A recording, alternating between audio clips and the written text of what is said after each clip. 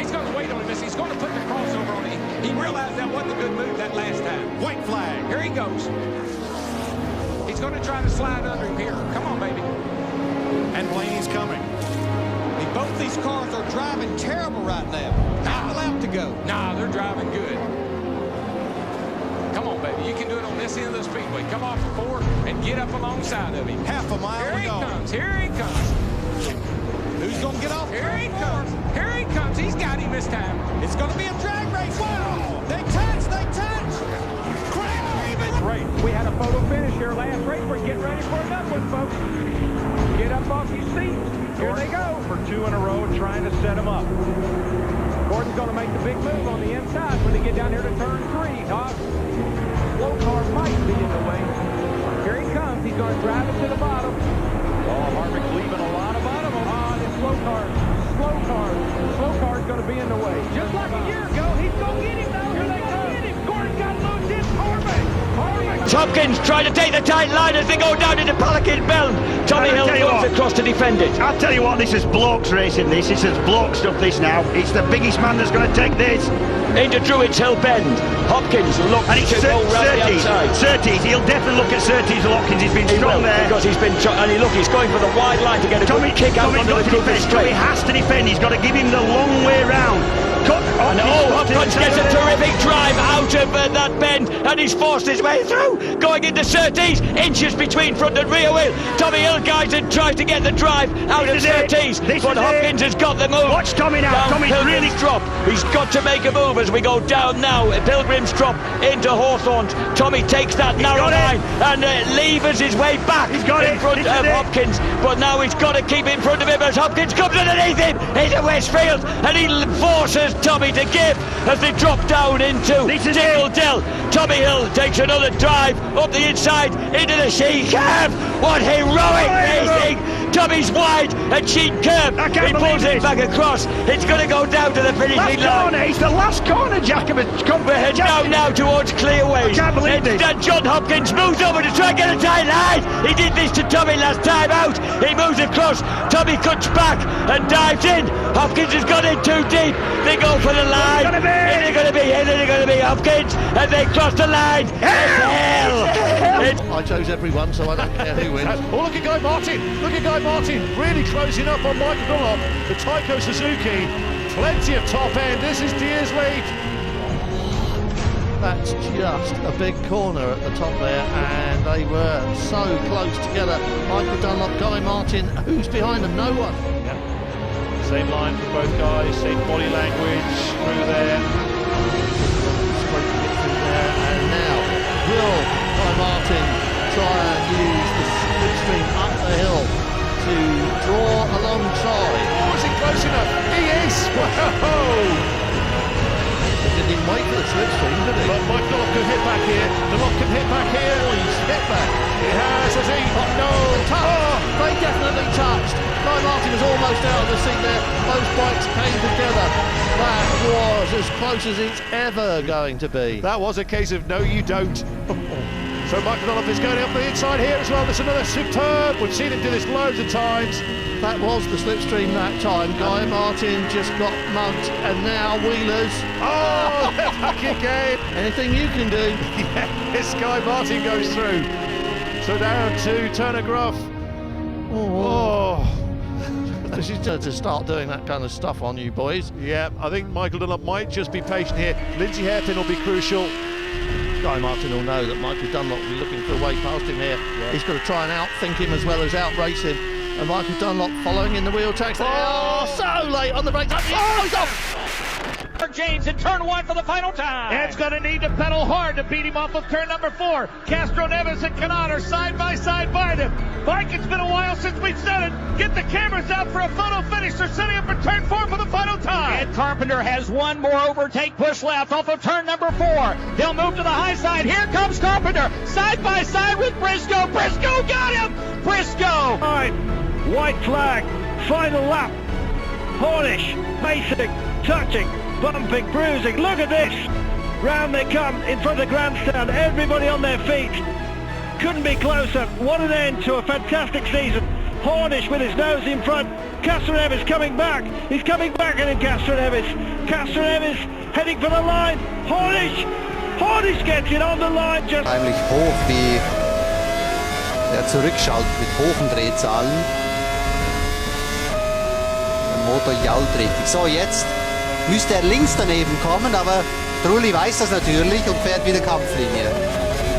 Aber verbremst sich und das könnte die Chance sein. Jetzt hat er einen Fehler drin. Panis kommt besser aus der Kurve heraus und jetzt geht's. Oder auch nicht.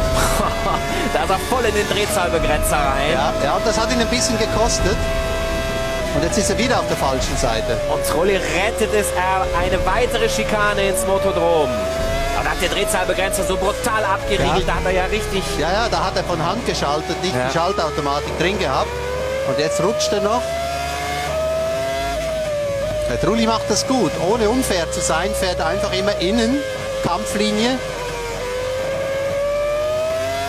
Und vom Powerüberschuss ist nicht genug da. Und wenn man natürlich zu spät schaltet, ein Begrenzer hinkommt, dann beschleunigt das Auto nicht mehr. Das ist mir jetzt gerade passiert. Das wäre die Chance gewesen. Trulli auch hier auf dem Randstein. Jetzt wieder. Trulli wird rechts bleiben. Aber jetzt ist er früher dran. Diesmal könnte es gehen. Aber jetzt steht er ja auch an im Luftstrom. Jetzt hat er den Windschatten nicht mehr und er bremst zuletzt. Kriegt er die Kurve? Nein. Ja, halbwegs. Das scheint okay zu sein. Ich weiß nicht, ich glaube 2 Räder sollten noch auf der Straße bleiben. Ich weiß nicht, ob das okay ist, ob er ihn wieder passieren lassen muss. Ja, Achtung. Er tut es nicht und Trulli verliert das Auto. Last lap for these two who've been racing within inches of each other for the entire race distance of 27 laps. And Colin Turkington has to cover the inside this time. Matt Jackson will try and run round the outside, but he knows that's not really possible and he could lose more time. Again, they're virtually touching. Down the hill to Graham Hill Bend for the final time. Turkington holds it tight. This will give Jackson a better run off the corner. Turkington may have to defend into the left-hand resurtees. There's one more chance to overtake, and that's into clearways. Coming up now, what's going to happen? Is Jackson going to go for it? He has to go to the outside. There's no space, but he's trying to go right round the outside. They are absolutely side by side off the final corner. Jackson's on the grass. He loses momentum. It's going to be Colin Turkington to win race 3 at Brands Hatch. Against the defending series champion, this is an almighty dive into the chicane. And they make contact. Both of them go through and car number 1 pops out in front. It's not done with yet at turn 4. Van Gisbergen keeps going, keeps pushing. Go to reserve 2, please. They've got nothing left in the tank. Go to reserve, keep it in front, but go to reserve. Great driving, great driving. Unbelievable, just incredible racing. At maximum speed. I have not seen a better closing stage of a race for a long time. As Van Gisbergen has a little look. The way he's going, it's Van Gisbergen all or nothing. This is the last lap, there will be a dive. This really is an all or nothing approach for the young Kiwi. And the only thing you can do is give him a serve. You'll bump him here. You'll bump him, run him wide. He can't do it. Windcup's going to hold on. Windcup has fought off an extraordinary battle, and he takes victory. The 65 car last tasted the champagne at Watkins Glen last year as well. You heard the radio say 23 is going to be looking as they make the run down into 1. Pruitt has lost a little ground to Angelelli, but he closes it up in the braking zone. Here's the lap car. We saw him flashing the headlights to this car. The GT car, please let us through. I'm in the middle of a big fight right now. If he's going to do it, Dorsey, he's got to do it very, very soon. He's running out of opportunities. Angelelli will not give him a spot as they go down that long straightaway. Rocky's going to crush him through it. That could be what Max needs. Pruitt has to turn his attention to defending second place.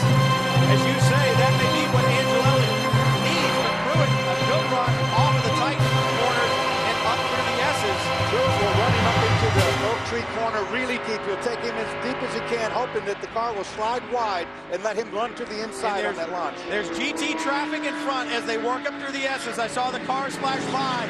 They'll catch him as they get up to Oak Tree through the top of the S's. And traffic could be the deciding factor. Scott's right there. Whoever gets Angelelli gets balked a little bit, overslows the car to get the run off of the corner. He wants a clean run, though. That might not have hurt him too bad.